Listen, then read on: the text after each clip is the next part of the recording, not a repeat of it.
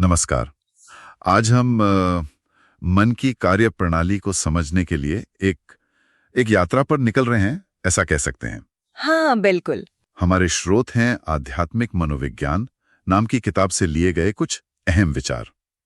इनका जिक्र नंदन साहू जी ने अपनी किताब सद्गुरु संग वार्तालाप में भी किया है। हाँ, और इन विचारों के जरिए हम कोशिश करेंगे समझने की कि मन कैसे काम करता है, ध्यान क्या चीज है, ये साक्षी भाव मतलब तटस्थ होकर देखना, हाँ, तटस्थता। हमारी यादें यानी स्मरण और आसक्ति मतलब किसी चीज से गहरा जुड़ाव, वो सब क्या है। बिल्कुल। अक्सर ऐसा लगता है ना कि मन बस अपनी मर्जी से भागता रहता है कहीं भी, हाँ, बिना लगाम के घोड़े की तरह। या हम खुद को कुछ विचारों में, आदतों में फंसा हुआ पाते हैं जिनसे निकलना चाहते हैं पर निकल नहीं पाते। तो ये अंश शायद इसी उलझन को समझने में, सुलझाने में कुछ मदद करे। चलिए देखते हैं नजरा खोलकर। तो सबसे पहले ध्यान और साधना का जो मार्ग है उस पर बात करते हैं। स्रोत कहते हैं कि ध्यान को मन के जरिए इंद्रियों तक ले जाना होता है। हाँ, और इसके लिए अपने शरीर को, मन को, इंद्रियों को और यहाँ तक कि उनकी कमजोरियों को मतलब दोषों को समझना बहुत जरूरी है। बिल्कुल सही। और ये जो गहरी समझ है ना, ये अक्सर एक योग्य सद्गुरु के मार्गदर्शन में ही ठीक से आ पाती है। अच्छा। गुरु के साथ रहने से, उनके सानिध्य में होता क्या है कि हमारे मन में जो पुराने पैटर्न्स हैं, जिन्हें संस्कार कहते हैं, हाँ, संस्कार। वो धीरे धीरे बदलने लगते हैं। जो अज्ञान से पैदा हुए हैं वो मिटते हैं और विवेक वाले मतलब सही गलत की समझ वाले नए संस्कार बनते हैं। और इससे एक अंदरूनी हिम्मत मिलती है, अपने आवेगों को, अपनी इच्छाओं को रोकने का एक अलग ही साहस पैदा होता है। ये बात दिलचस्प है कि गुरु का साथ कैसे अंदर से बदलाव लाता है। स्रोत ये भी कहते हैं कि इस प्रक्रिया से गुजरने के बाद जो साधक है उसका मन बाहरी दुनिया की चकाचौंध से, मतलब रंगीनियों से आसानी से प्रभावित नहीं होता। सही कहा। जबकि एक आम आदमी वो शायद किसी साधु संत के पास जाए तो कुछ देर के लिए वैराग्य महसूस कर सकता है। हाँ, वो माहौल का असर होता है। बिल्कुल, पर वो शायद टिकाऊ ना हो। क्यों? क्योंकि अंदर के संस्कार तो वही हैं। असली बदलाव तो अंदर से आता है, जब विवेक जागता है और संस्कार बदलते हैं। इसमें एक बहुत ही प्रैक्टिकल सलाह भी दिखती है परिवार और समाज की जिम्मेदारियों के बारे में। कहा गया है कि इन्हें अपनी क्षमता के हिसाब से ही निभाना चाहिए। हाँ, क्योंकि कई बार हम जरूरत से ज्यादा बोझ उठा लेते हैं ना, और वो अक्सर या तो अहंकार की वजह से होता है, मैं सब कर लूंगा। हाँ, या मोह ममता। बिल्कुल, ममता, ये सब मेरे हैं, मुझे ही करना है, या फिर किसी गहरी इच्छा कामना की वजह से। और ये चीजें, ये भावनाएं ध्यान के समय मन को टिकने नहीं देती। ये समझना जरूरी है कि हम सबकी इच्छाएं तो पूरी नहीं कर सकते, ना ही समाज को अपने हिसाब से बदल सकते हैं। तो इस बोझ को परमात्मा पर या सद्गुरु पर छोड़कर अपनी जो ऊर्जा है उसे साधना और खुद के विकास पर लगाना शायद ज्यादा समझदारी है। तो फिर इन स्रोतों के हिसाब से ध्यान असल में है क्या? इसकी एक बड़ी सीधी सी परिभाषा दी है कि अगर हम सोच समझकर अपना ध्यान कहीं लगाते हैं तो हम उसे वहां से हटा भी सकते हैं। ठीक है, ये तो हुआ सचेत प्रयास। हाँ, लेकिन मुश्किल तब होती है जब मन किसी चीज के आकर्षण में, उसके रस में पूरी तरह डूब जाता है। तब वो उसे हटाने की ताकत खो देता है। यहीं पर वो एक लाइन है किताब में थोड़ी चुभने वाली, 100 जूता खाते हैं फिर भी तमाशा घुस घुस कर देखते हैं। हाँ, मतलब जानते हुए भी कि ये गलत है, मन वहीं खिंचा जाता है। तो इसका मतलब ये हुआ कि ध्यान सिर्फ कंसंट्रेशन या एकाग्रता नहीं है, हाँ, बल्कि मन की कोई खास अवस्था है। बिल्कुल। असली समझने वाली बात यही है, जब मन इन बाहरी चीजों के रसों से, उनके आकर्षण से आजाद हो जाता है, जब वो शुद्ध हो जाता है, शांत हो जाता है, तब वही अवस्था ध्यान कहलाती है। अच्छा। जब मन बाहरी खिंचाव से मुक्त होकर अपने आप में स्थित हो। इसीलिए कहा गया है ध्यान निर्विषयम मना। निर्विषयम मना यानी विषयों के आकर्षण से रहित मन ही ध्यान है। तो इस अवस्था तक पहुंचने के लिए पहले मन के इन आकर्षणों को पहचानना और उनसे ऊपर उठना सीखना पड़ता है। और लगता है इसी से जुड़ा हुआ है साक्षीपन का विचार, एक तटस्थ दृष्टा, एक गवाह बनना। सूत्रों कहते हैं कि अगर हम जीवन में जो भी हो रहा है उसके साक्षी बनकर जीना सीख लें, हाँ, तो एक ऐसी गहरी संतुष्टि मिलती है कि कुछ पाने या करवाने की इच्छा ही नहीं रहती। हाँ, ये साक्षीपन कोई शारीरिक क्रिया नहीं है जैसे हाथ पैर हिलाना। ये बुद्धि के स्तर पर, हमारे दिमाग के लेवल पर होता है। ये अपनी चेतना को, अपने होश को बनाए रखने की प्रैक्टिस है। कैसे, मतलब प्रैक्टिकली कैसे? देखिए, हमारे शरीर में कोई भी एक्शन होने से पहले या कोई तेज भावना उठने से पहले उसकी एक बहुत सूक्ष्म प्रेरणा, एक इम्पल्स मस्तिष्क में पैदा होती है। साक्षी भाव का मतलब है उसी प्रेरणा के उठने की जगह पर सजग रहना, अलर्ट रहना, देखना कि ये विचार, ये भावना कहाँ से शुरू हो रही है। लेकिन जब कोई तेज भावना आती है, गुस्सा या डर, तब साक्षी बने रहना तो बहुत ही मुश्किल लगता है। क्या स्रोत इसके लिए कोई तरीका बताते हैं? स्रोत सीधे तौर पर कोई स्टेप बाय स्टेप तकनीक नहीं बताते, पर सिद्धांत साफ करते हैं। जब हम साक्षी भाव में होते हैं तो हम टाइम पर, मतलब वक्त रहते, अपने गलत विचारों के असर में आकर गलत काम करने से बच जाते हैं। अच्छा। हम फिर सिर्फ उन्हीं विचारों पर अमल करते हैं जिनमें विवेक हो, जो सही गलत की कसौटी पर खरे उतरें। और जो विचार ठीक नहीं है, जैसे वो उदाहरण दिए हैं, उलझन की आंधी, क्रोध की लू या काम वासना की शीतलहर, उनके हम बस साक्षी बन जाते हैं। उनसे लड़ते नहीं, उनमें बहते नहीं, बस तटस्थ होकर थोड़ी दूरी से देखते हैं कि हाँ, ये विचार उठा है, ये भावना उठी है। मतलब उसे पहचानना और उसे अपनी ऊर्जा नहीं देना, उससे जुड़ना नहीं, आइडेंटिफाई नहीं करना। जैसे आकाश में बादल आते हैं और चले जाते हैं, आकाश वैसा ही रहता है। वैसे ही ये मानसिक स्थितियां भी आती हैं, और अगर हम साक्षी रहें तो बिना हमें डिस्टर्ब किए गुजर जाती हैं। परेशानी तब होती है जब हम ये साक्षी भाव खो देते हैं। हाँ, और उसमें बह जाते हैं। बिल्कुल, उन विचारों के बहाव में बहकर उन्हें भोगने लगते हैं, उनसे एक हो जाते हैं। तब हमारी चेतना भी उसी में बह जाती है और हम फिर गलत दिशा में चले जाते हैं। साक्षी भाव की असली ताकत सिर्फ वैराग्य नहीं है, बल्कि अपनी ऊर्जा को बचाना है। विचारों को बिना ऊर्जा दिए देखने से आप उन्हें कमजोर कर देते हैं, जिससे फौरन शांति मिलती है। यही इस अभ्यास का सार है। साक्षी भाव का अभ्यास हमें विचारों से दूरी बनाना सिखाता है, पर ये विचार आते कहाँ से हैं? अक्सर ये हमारी यादों से जुड़े होते हैं ना? हाँ, स्मरण से। स्रोत कहते हैं कि जीवन के सुख दुख को समझने के लिए मन को समझना जरूरी है, और मन को समझने के लिए स्मरण यानी यादों को समझना जरूरी है। आपने बिल्कुल सही जोड़ा। एक तरह से देखें तो मन और यादें ये एक ही सिक्के के दो पहलू जैसे हैं। जैसे बिना ईंटों के दीवार नहीं बन सकती ना, हाँ, वैसे ही बिना यादों के मन का कोई वजूद नहीं है। हमारे मन में हर पल कुछ ना कुछ याद आता ही रहता है, कोई बीती बात, कोई अनुभव। और इन्हीं यादों के जरिए हम लगातार दुनिया से कनेक्टेड रहते हैं, उन चीजों से भी जिनका शायद अभी हमसे कोई लेना देना ना हो। हाँ, और मजे की बात यह है कि यही यादें हमें बिना किसी ठोस बाहरी वजह के भी कभी खुश कर देती हैं, कभी दुखी, कभी गुस्सा दिला देती हैं, कभी लालच जगा देती हैं। जबकि असल में हमारा जो तात्कालिक संबंध है वो तो शरीर की बेसिक जरूरतों से है, खाना, पानी, आराम। बाकी बहुत कुछ तो यादों और उनसे जुड़ी भावनाओं का ही खेल चलता रहता है मन में। तो इस यादों के जाल से निकलने का या इसे मैनेज करने का क्या उपाय बताया गया है? स्रोत सुझाते हैं अपने इष्ट का स्मरण या भजन कीर्तन। अच्छा। इस तरह की जो यादें हैं उनका मन पर वासनात्मक प्रभाव नहीं पड़ता, मतलब वो हमें दुनिया की चीजों की तरफ खींचती नहीं है, बल्कि ऊपर उठाती हैं। हाँ बिल्कुल, वो मन की चंचलता को शांत करती हैं और एक तरह का आध्यात्मिक सुकून, आनंद देती हैं। ये वो यादें हैं जो मन को नीचे नहीं गिराती। एक बात ये भी कही गई है कि अक्सर हमें अपने दिमाग में जो विचार चल रहे होते हैं उनका पता ही तब चलता है जब सिर भारी हो जाता है या नींद उड़ जाती है। बिल्कुल, और ये तो बड़ी दयनीय सी स्थिति है ना। इस नौबत तक पहुंचने से पहले ही अगर हम थोड़ा होश से, विचारपूर्वक जिएं तो शायद हम इतनी उलझनें खड़ी ही ना करें जितनी कर लेते हैं। दुनिया की चीजों में जरूरत से ज्यादा आसक्त होने की, उनमें डूबने की जरूरत नहीं है, वरना आखिर में निराशा ही मिलती है। स्रोत एक मजेदार तुलना करते हैं कि जानवरों को कभी ऐसी दिमागी परेशानियां नहीं होती। सही बात है। इंसान बुद्धिमान तो है, पर विवेक की कमी के कारण हर चीज में जास्ती करने लगता है, मतलब जरूरत से ज्यादा, इतना ज्यादा कि उसकी भूख, प्यास, नींद तक गायब हो जाती है। तो विवेकपूर्ण स्मरण यानी ये जानना कि किन यादों को पकड़ना है और किन्हें जाने देना है, ये बहुत जरूरी है। और यही जास्ती या जरूरत से ज्यादा किसी चीज को महत्व देना शायद आसक्ति को जन्म देता है। किसी चीज से या व्यक्ति से या विचार से एक गहरा, चिपचिपा सा जुड़ाव।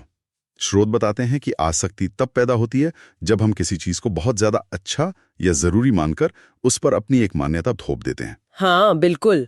और फिर जब वो चीज हमारे पास नहीं होती तो हमें एक खालीपन, एक अधूरापन महसूस होता है। अपूर्णता का एहसास। हाँ, अपूर्णता। जब भी उस चीज की याद आती है हम खुद को इनकम्प्लीट फील करते हैं।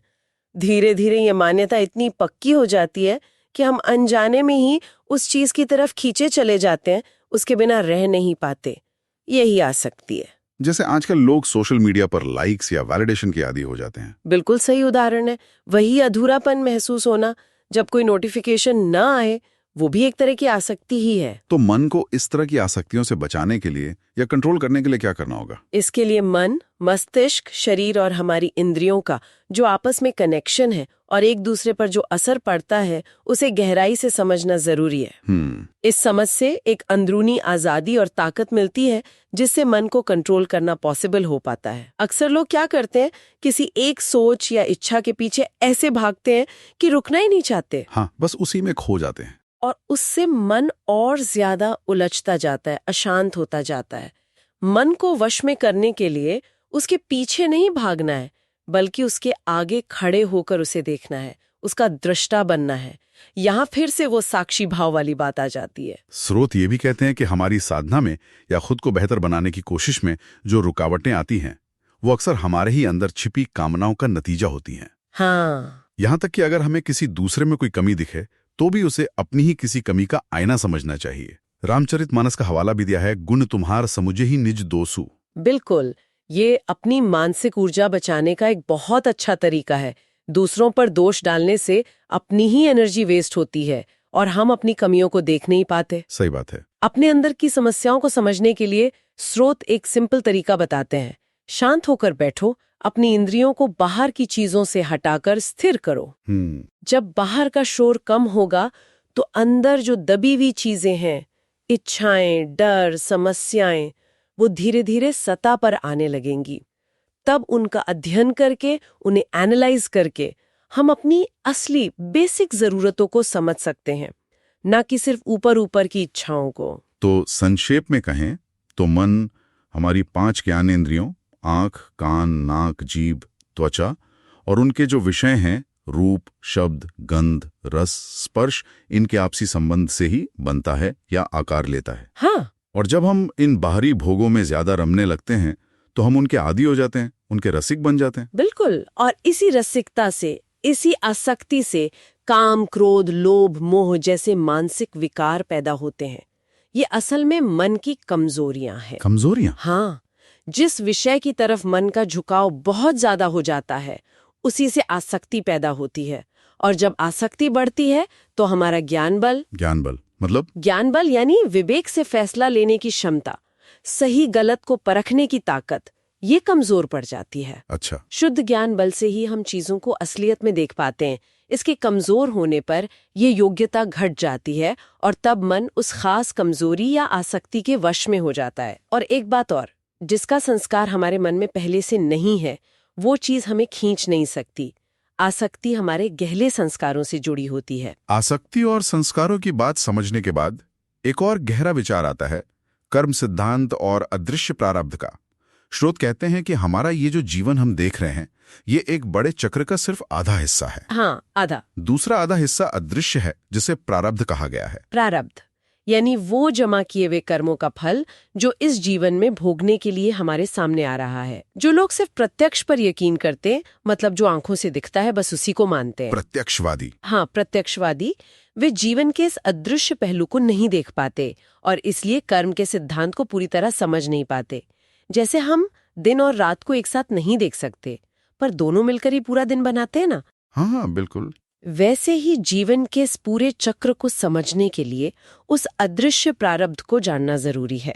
तभी हम अपने इस दिखने वाले जीवन की घटनाओं की सही व्याख्या कर सकते हैं। तो क्या इसका मतलब ये है कि हमारे जीवन में जो कुछ हो रहा है, खासकर जो पैटर्न बार बार रिपीट होते हैं, चाहे वो घटनाओं के हों या मानसिक हों, वो हमारे पिछले कर्मों का नतीजा हो सकते हैं? हाँ, कर्म सिद्धांत तो यही कहता है। ये हमें ये समझने में मदद करता है कि क्यों कुछ खास तरह की यादें, स्मरण या झुकाव, आसक्ति बार बार हमारे जीवन में आते रहते हैं। हो सकता है वो इसी अदृश्य प्रारब्ध का हिस्सा हो, उन कर्मों का फल जिन्हें हमने अतीत में बोया था। इसे समझे बिना जीवन कई बार एक पहेली जैसा लगता है या अन्यायपूर्ण भी लग सकता है। कर्म सिद्धांत एक बड़ा पर्सपेक्टिव देता है। तो फिर इन सब मानसिक उलझनों से, आसक्तियों से, कर्म के इस चक्कर से निकलने के लिए आध्यात्मिकता की जरूरत क्यों है? श्रोत दुनिया की तुलना एक स्कूल से करते हैं। हाँ, बिल्कुल। और जब कोई व्यक्ति आत्मज्ञान पा लेता है, प्रबुद्ध हो जाता है, तो ऐसा माना जाता है कि उसने संसार रूपी स्कूल का एग्जाम पास कर लिया। अच्छा। अब उसके लिए स्कूल का काम खत्म, वो स्कूल को भूलकर उससे आगे बढ़ सकता है। लेकिन ये संसार बनाया ही क्यों गया? ये परमात्मा को भूलने और फिर उसे याद करने की सिचुएशन क्यों बनी? स्रोत एक बहुत सूक्ष्म नियम की तरफ इशारा करते हैं कि अगर तुम भूल ना सको तो तुम याद भी नहीं कर सकते। ओह, ये तो गहरा है। हाँ, इसका एक बड़ा सुंदर उदाहरण दिया है। मछली को जब सागर से निकालकर गर्म रेत पर फेंक दिया जाता है, तभी उसे सागर की कीमत पता चलती है कि सागर ही उसका जीवन था। वैसे ही संसार में आकर परमात्मा से एक तरह का अलगाव महसूस करके ही हमें उसकी अहमियत का, उससे फिर से जुड़ने की गहरी प्यास का एहसास होता है। और योग क्या है फिर? क्या वो इसी दोबारा जुड़ने की कोशिश है? टूट गया या धुंधला पड़ गया है, दोबारा जुड़ जाना ही योगी होना है। ये सिर्फ आसन या प्राणायाम नहीं है। ये उससे कहीं ज्यादा गहरा है। हाँ, ये चेतना का अपने स्रोत से, अपने ओरिजिन से दोबारा एक हो जाना है, उसी में लीन हो जाना है। और इस दोबारा जुड़ने की यात्रा में गुरु का क्या रोल बताया गया? गुरु क्या सिखाता है? गुरु का सबसे जरूरी शिक्षण है अकर्ता हो जाओ। अकर्ता। हाँ, यानी मैं कर रहा हूँ, मैंने किया, ये जो करने वाले का भाव है, कर्तापन का भाव, इसे छोड़ दो। अहंकार की जड़ यही है। जैसे शून्य में शून्य मिलने से शून्य ही रहता है, वैसे ही कर्ता भाव छोड़ने से अहंकार धीरे धीरे घुलने लगता है। स्रोत कहते हैं कि सद्गुरु पानी से भरे बादल की तरह हैं और शिष्य एक प्यासी जमीन की तरह। ये जरूरत क्यों महसूस होती है कि हमें कोई संभालने वाला चाहिए? देखिए, खाना, सोना जैसी शारीरिक जरूरतें तो जानवर भी पूरी कर लेते हैं ना। हाँ। फिर संगीत, कला, साहित्य जैसी चीजें हमारे मन को खुराक देती हैं। लेकिन जब ये जरूरतें भी पूरी होने लगती है, तब इंसान को अपनी आत्मा की, अपनी चेतना की एक गहरी प्यास महसूस होती है, और तब उसे एक सद्गुरु की जरूरत महसूस होती है जो उसे इस अंदरूनी सफर पर गाइड कर सके। कबीरदास वाली कहानी का जिक्र है जिसमें वो मेले में खोए बच्चे को उसकी माँ से मिलाते हैं। क्या गुरु का काम भी कुछ ऐसा ही है? हाँ, ये एक बहुत अच्छा सिंबल है। जैसे कबीर ने बच्चे को माँ से मिलाया, वैसे ही सद्गुरु भटके हुए जीव को उसके असली स्रोत यानी परमात्मा से जोड़ देता है।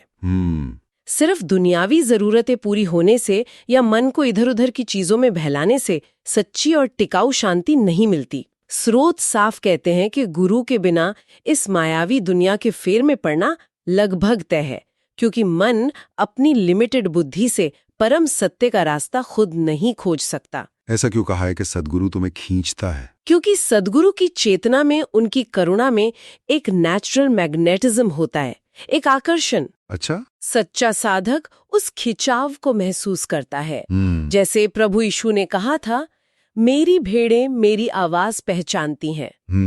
सद्गुरु अपनी मौजूदगी से, अपने शब्दों से, अपनी एनर्जी से शिष्य को अपनी तरफ खींचता है, उसे प्रेरित करता है, उसे आध्यात्मिक रास्ते पर चलने के लिए मनाता है। वे बहुत करुणावान होते हैं। अक्सर उन्हीं की कृपा से शिष्य की साधना सही ढंग से शुरू होती है और आखिर में वे शिष्य को अपने परमात्म स्वरूप में मिला लेते हैं। गुरु सिर्फ एक टीचर या गाइड नहीं है, वो ट्रांसफॉर्मेशन का, रूपांतरण का एक शक्तिशाली जरिया है। तो आज हमने आध्यात्मिक मनोविज्ञान पर आधारित इन विचारों के जरिए मन की पेचीदा प्रकृति, साक्षी भाव की गजब की शक्ति, हमें बांधने वाली आसक्ति के फंदे, हमारी यादों की भूमिका, कर्म और प्रारब्ध के सिद्धांत और आध्यात्मिक सफर में एक सद्गुरु की अनिवार्य जरूरत को समझने की कोशिश की। ये वाकई बहुत गहरे और सोचने लायक विचार हैं। निश्चित रूप से। और जाते जाते हम सुनने वालों के लिए एक विचार छोड़ जाते हैं जिस पर वे खुद सोच विचार कर सकते हैं। जरूर। आज दिन भर में जब भी याद आए, अपने मन में उठने वाले विचारों और यादों को यानी स्मरण को देखने की कोशिश करें। क्या आप पहचान सकते हैं कि कब आप किसी खास विचार से, भावना से या इच्छा से चिपक रहे हैं? मतलब आसक्ति महसूस कर रहे हैं? क्या आप उनसे एक कदम पीछे हटकर, थोड़ी दूरी बनाकर सिर्फ एक देखने वाले, एक साक्षी की तरह रह पाते हैं? ये छोटा सा अभ्यास शायद इन गहरे विचारों को सिर्फ दिमागी तौर पर समझने से आगे ले जाकर अपने अनुभव में उतारने का एक पहला कदम साबित हो। इस गहरी और सार्थक चर्चा के लिए इन विचारों का और आपके विश्लेषण का बहुत बहुत शुक्रिया। उम्मीद है कि इस बातचीत से हमारे सुनने वालों को भी अपने मन को समझने और जीवन को और ज्यादा सजगता से जीने की कोई नई प्रेरणा मिली होगी।